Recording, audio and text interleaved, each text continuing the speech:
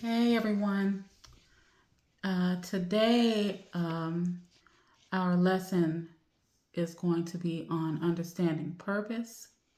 We are in lesson 4, and we are just going to talk briefly about purpose of dance. Here we go. Dance is and has always been part of God's purpose and plan. It is an art form that was vilified by the church for a time period.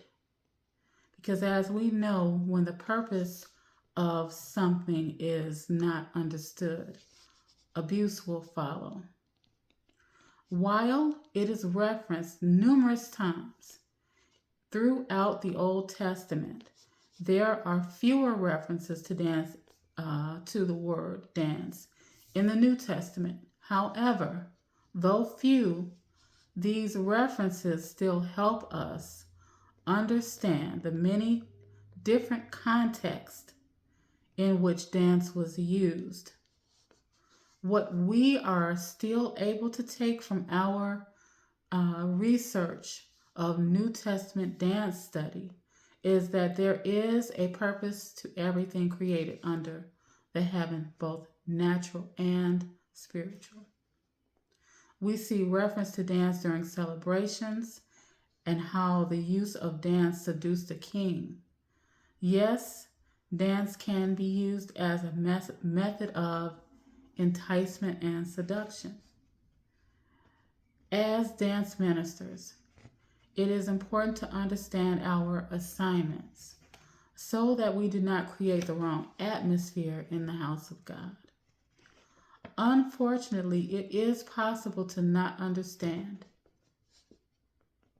that dance ministry and dance talent/ability are not one and the same. Dancers do have to be taught and trained what is appropriate and acceptable in a holy place. And so, with that thought in mind, we're going to look at what Ecclesiastes 3:1-4 says.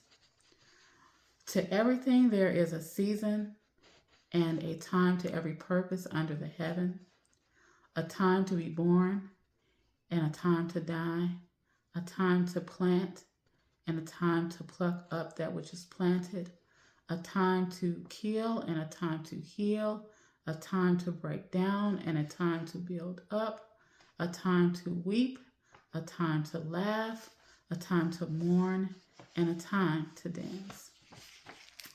So we as dance ministers need to understand that what we do in the kingdom is that our focus is to usher in the presence of God. Does that mean that that is the only purpose that dance has?